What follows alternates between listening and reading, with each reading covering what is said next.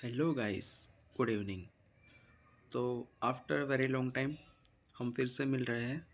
तो पहले हमारा जो पुराना एनालिसिस था नॉर्दर्न आर्क का, उसका एक बार रिज़ल्ट देख लेते हैं कि कैसा परफॉर्मेंस दिया है उसने। तो हमारा आप वीडियो लास्ट देख सकते हो कि जब हमने इसका एनालिसिस किया था तो वो डेट थी 27 नवंबर, और आज हम उसका रिज़ल्ट देख रहे हैं जो कि नेक्स्ट डे ओपनिंग के टाइम ही हमें 1:1 दे दिया था उसने। यहाँ पर हम देख सकते हैं कि इसने टोटल 1.65% का रिस्क था हमारा, और उसने जो मूव दिया है हमें वो दिया है करीबन 2.29%। तो इसने 1:1 से भी हमें ज़्यादा रिवार्ड दिया है।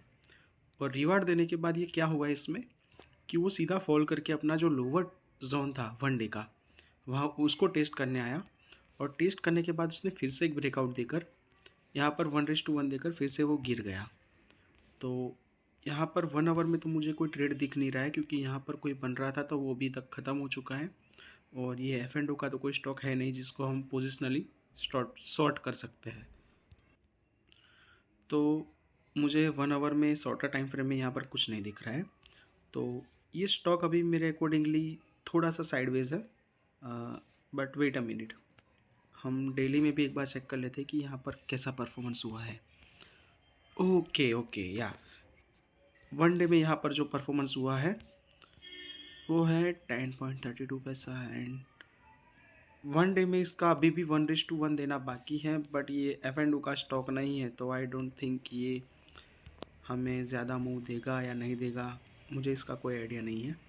बट अगर ये स्टॉक यहाँ से वापस यही प्राइस से घूम कर इसके ऊपर क्लोजिंग दे देता है इसी महीने में 225 से ऊपर बिफोर दिसंबर, और वो कैंडल और वॉल्यूम दोनों अच्छे हैं, तो ये वापस से अपना जो ये शॉर्टर टाइम फ्रेम का अपर जोन है 242 इसको टच कर सकता है, एंड आफ्टर दैट ये 260 तक भी जा सकता है। बट करंटली इसमें थोड़ा सा बेरिशनेस दिख रहा है, क्योंकि यहाँ पर कोई सेलर एक्टिव हुआ है और उसने अपना डाउन मूव स्टार्ट कर लिया है। तो अभी तो हमारा कोई ट्रेड इसमें बन नहीं रहा है, तो बेटर है हम एक अच्छा स्टॉक ढूंढें जिसमें हमारा ट्रेड बन रहा है। तो वो स्टॉक है अपना एकदम famous D mart. So what's happen here, D mart one day का टाइम फ्रेम है। वन डे के टाइम फ्रेम में मुझे कुछ नहीं दिख रहा है यहाँ पर। सो हम सीधा स्विच करते हैं अपना shorter time frame 1 hour. Yes, this is our trade setup. यहाँ पर क्या हुआ है, ये है हमारा एक 1 आवर का जोन, प्रीवियस वीक लो है हमारा ये, और ये प्रीवियस वीक हाई है। यहाँ पर अगर हम देखें तो स्टॉक ने कंटिन्यू डाउन मूव स्टार्ट किया था, अपने सारे लोस को तोड़ते हुए नीचे आया।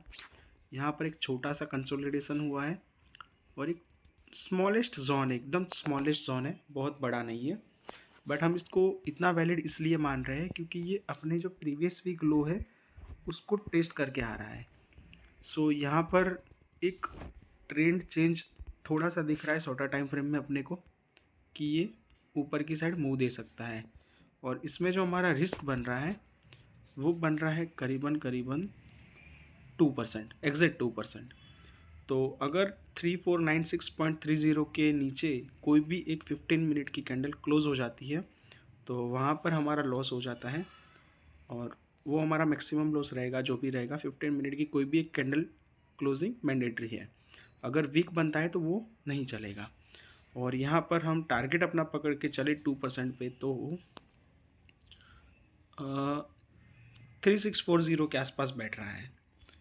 हमारा फर्स्ट टारगेट है 3640 के आसपास, और जो स्टॉप लॉस रहेगा उसको मैं अभी से मार्क कर देता हूँ, ताकि हम नेक्स्ट टाइम जब अपना रिजल्ट चेक करें तो हमें देखने में आसानी हो। यह है हमारा स्टॉप लॉस।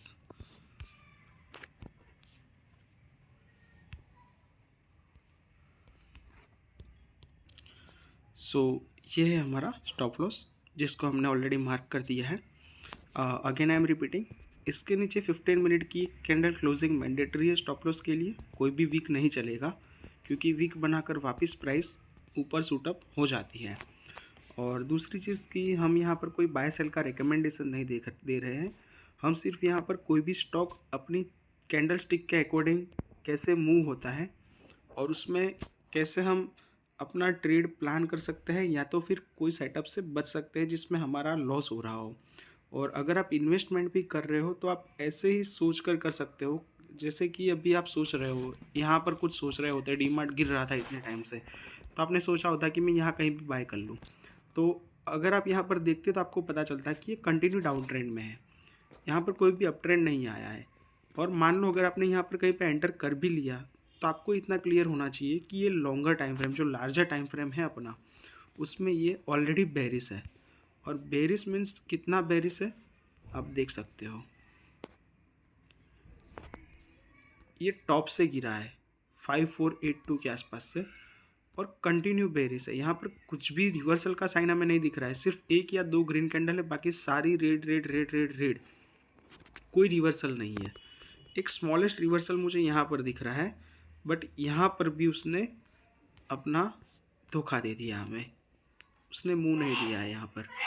तो यहाँ पर आप सोच सकते हो एवरेजिंग का।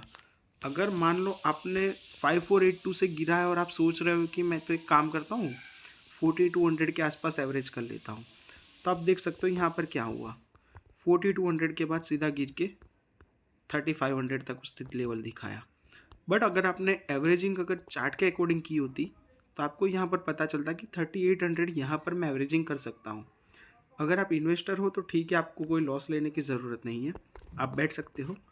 बैठने के बाद आप देख सकते हो कि यहाँ पर अभी डेली में कोई रिवर्सल नहीं है, तो अभी आप इन्वेस्टमेंट तो नहीं कर सकते, बट अगर कोई ट्रेड प्लान हो सकता है आपके चार्ट एनालिसिस के अकॉर्डिंग, तो ये वाला एक ट्रेड जो अभी हमने 1 आवर में डिस्कशन किया वो प्लान हो सकता है।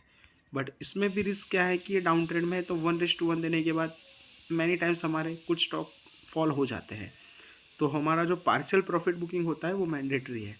बट अगर आप एवरेज करना चाहते हो तो आप 1 डे के टाइम फ्रेम पर एक बार अपना एनालिसिस कीजिए, उसके अंदर आपकी ग्रिप बनाइए और फिर आप वहाँ पर एवरेजिंग कीजिए। आपके जो ओवरऑल रिटर्न्स है उसमें भी काफ़ी फ़र्क पड़ेगा, बट आपको इसके ऊपर प्रैक्टिस करनी पड़ेगी, इसको समझना पड़ेगा कि कैसे चल रहा है मार्केट। और मैं फिर से बताता हूँ कि हम कोई बाय या सेल का रिकमेंडेशन नहीं दे रहे हैं, ये सिर्फ एक एजुकेशनल पर्पस वीडियो है जहाँ पर हम आपको चार्ट समझाते हैं कि कैंडलस्टिक कैसे मूव करता है। अगर आपको हमारा कंटेंट अच्छा लग रहा है तो प्लीज़ हमारे वीडियो को लाइक कीजिए, कमेंट कीजिए और चैनल को शेयर एंड सब्सक्राइब कीजिए। Thank you very much. Good night.